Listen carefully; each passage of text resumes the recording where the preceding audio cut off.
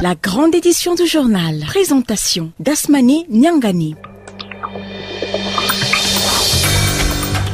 Au sommaire de ce rendez-vous avec l'actualité sur Radio Liberté, processus d'adoption de la nouvelle constitution alors que le chef de file de l'opposition Jefferin Diabré indiquait en mai 2018 que l'adoption ne pouvait s'effectuer que par voie référendaire, le gouvernement a finalement opté pour la voie parlementaire, rapporte notre confrère Cassetto.net. En savoir plus dans ce journal. Les conflits communautaires et intercommunautaires relatifs aux fonciers au centre des échanges au sein des députés du groupe parlementaire Paix, Justice et Réconciliation nationale. Ces députés entendent aboutir aux alternatives pour un mieux vivre ensemble. On en parle dans quelques instants. Page internationale en Algérie, l'annonce du président Abdelaziz Bouteflika de renoncer à un 5e mandat et les autres propositions faites ne convainquent pas les Algériens. Ces derniers rejettent tout à travers la poursuite des manifestations. Ils considèrent ces propositions comme une manœuvre du pouvoir pour prolonger le mandat de Bouteflika. Aussi, plus de 44 milliards de francs CFA. C'est la somme exigée par l'ex-vice-président de la RDC, Jean-Pierre Bemba, de la Cour pénale internationale à titre de dédommagement pour réparer, selon son avocat, une partie des dommages causés à l'homme et à sa famille par son arrestation et sa détention pendant 10 ans. À noter que l'homme a été acquitté par la CPI.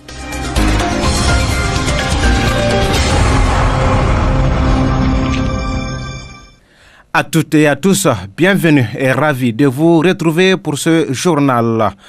Quelle alternative pour juguler la question foncière en milieu rural? La question fait l'objet de réflexions chez les députés du groupe parlementaire Paix, Justice et Réconciliation nationale dans le cadre de ces premières journées parlementaires de l'année 2019.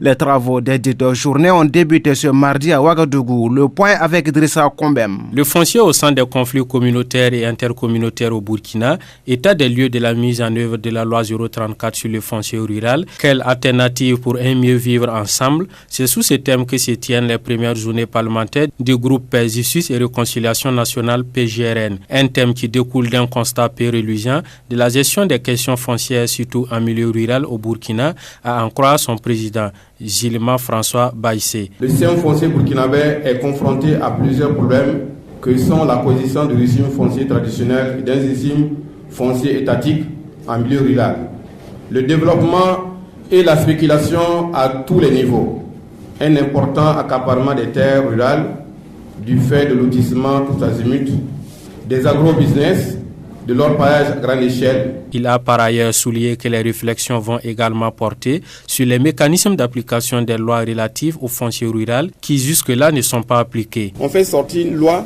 mais on ne prévoit pas les ressources tant financières et humaines pour la mise en œuvre de cette loi sur le foncier rural. Combien de communes aujourd'hui ont du personnel qualifié pour gérer le foncier rural? Ils ne sont pas nombreux. Quelles sont les communes qui sont capables de pouvoir recruter des personnes qualifiées pour le foncier? Ils ne sont pas nombreux. Ça, c'est de la responsabilité de l'État. Le groupe parlementaire Paix, Justice et Réconciliation nationale a également saisi l'occasion pour dénoncer ce qu'il qualifie de gestion tâtonnante et timide par le pouvoir des préoccupations de la population telles que le chômage, l'insécurité et les conflits communautaires. Parlons du procès du putsch de septembre 2015 qui se poursuit au tribunal militaire. L'ancien chef d'État Jean-Baptiste Ouédraogo a passé son 2e jour à la barre en tant que témoin.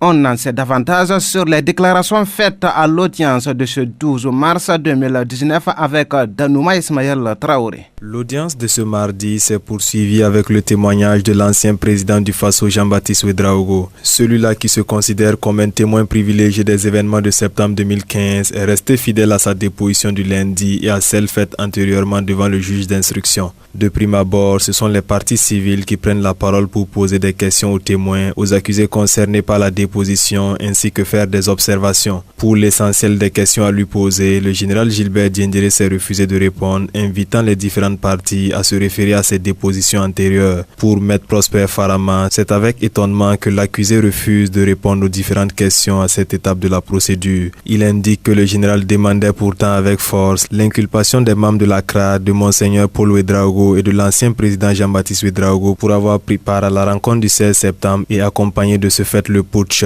L'avocat de la partie civile souligne par ailleurs que si le général Diendéré dit être en phase avec les propos du témoin, la conséquence juridique est que le général est bien le planificateur et le commanditaire du coup d'État. De même, il accepte qu'il est allé rendre compte aux hommes avant de revenir dire à la CRAD que les hommes s'opposent à la libération des otages. Maître Guy Hervé Cam, un autre avocat de la partie civile, va dans le même sens en affirmant qu'il constate que le général Gilbert Diendéré a jeté les armes et ne veut plus se battre. Je ne suis pas militaire, mais je comprends qu'on ne tire pas sur un adversaire qui n'est plus en capacité de belligérance, a-t-il déclaré, en signifiant qu'il n'y a plus d'intérêt pour lui d'interroger le général. Pour Maître Latif Dabo, avocat du général Diendéré, le témoignage de Jean-Baptiste Ouédraogo fait ressortir qu'il a été médiateur lors des 3 crises antérieures au sein du RSP. Mais souligne-t-il, il n'en était pas l'instigateur. Il répond ainsi au parquet militaire qui, selon lui, a plusieurs fois souligné que si on faisait appel au général Diendéré pour résoudre des crises, c'est que c'est lui qui tirait les ficelles. Il termine en signifiant que la déclaration liminaire du témoin n'est rien d'autre qu'une analyse, puisque pour lui, son rôle est de dire ce qu'il a vu, entendu ou fait. S'il lui demande au tribunal de ne pas en tenir compte, cela n'est pas le cas de Maître Degli et Maître Dieudonné Bonkungu, tous de la défense.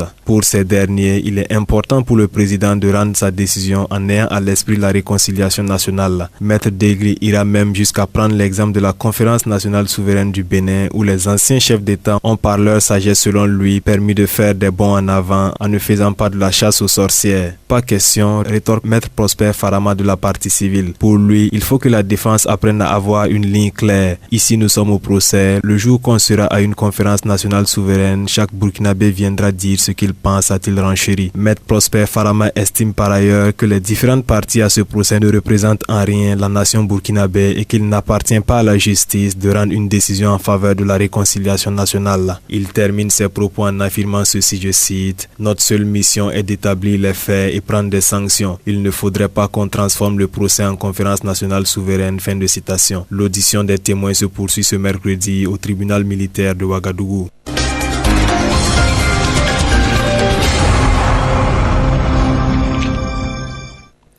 Adoption de la nouvelle constitution du Burkina Faso. Le gouvernement opte pour la voie parlementaire. Selon notre confrère Kasseto.net, l'information a été donnée par le ministre en charge de la justice René Bagoro à Bruxelles à l'occasion du 7e congrès mondial contre la peine de mort qui s'est tenu du 26 février au 1er mars dernier.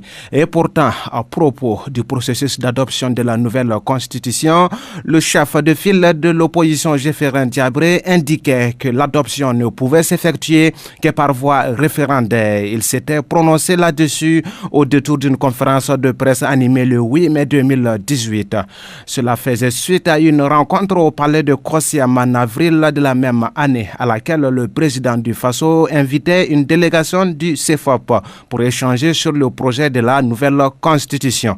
Retrouvons cette archive dans laquelle Jefferin Diabré donnait la position du CEFOP sur le processus d'adoption de la nouvelle constitution.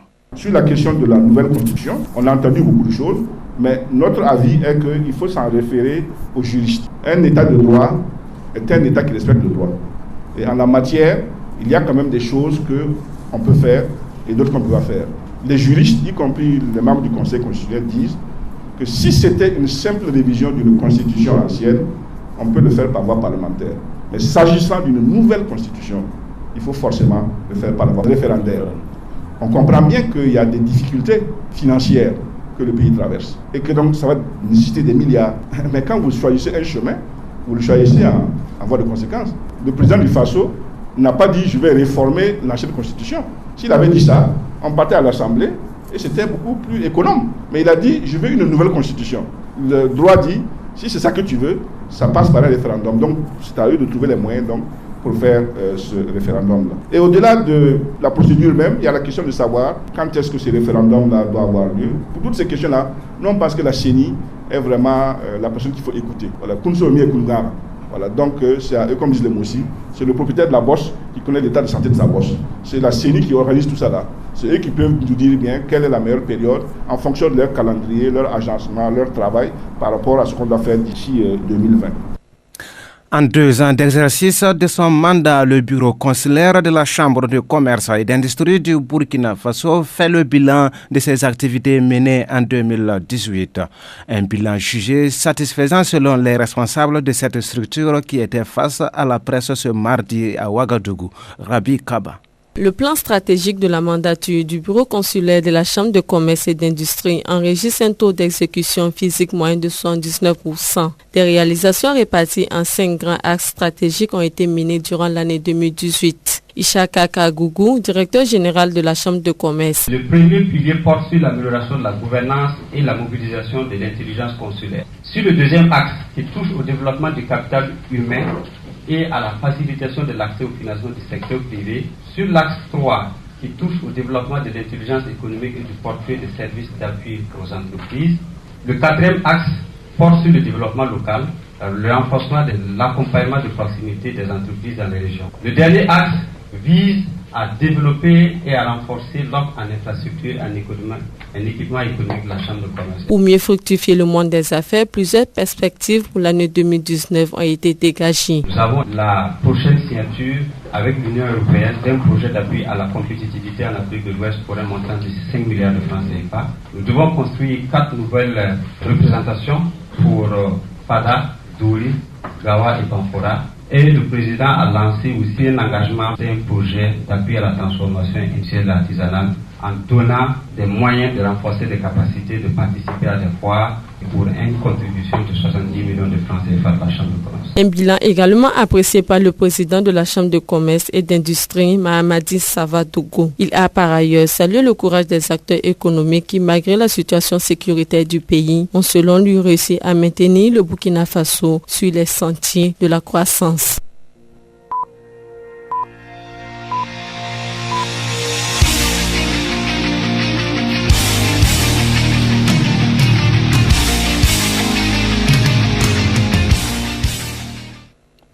Actualité hors de chez nous au Bénin.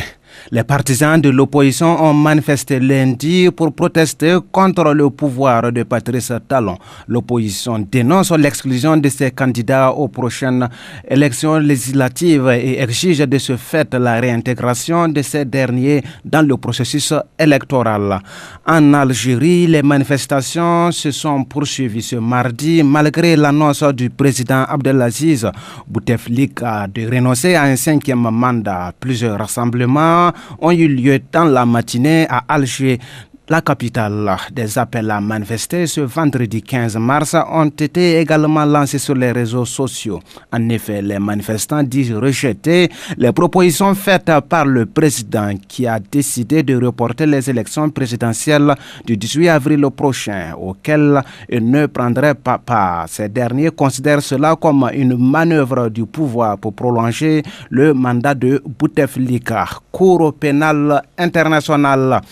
L'ex-vice-président de la République démocratique du Congo, Jean-Pierre Bemba, exige de la CPI un dédommagement de 68 millions d'euros, soit plus de 44 milliards de francs CFA. Le but de cette demande est de tenter de réparer une partie des dommages causés à l'homme et à sa famille par son arrestation, sa détention et les actes accessoires de la Cour et de certains États partis, a indiqué son avocat dans un document transmis à la CPI. Accusé de crimes de guerre et de crimes contre l'humanité, Jean-Pierre Bemba, qui a passé 10 ans de prison à La Haye, a été finalement acquitté en juin 2018. Et c'est tout. Ces informations à l'international mettent fin à cette édition du journal sur Radio Liberté. Tiona Sanogo était à la technique. Excellent moment en compagnie des programmes de la foi citoyenne.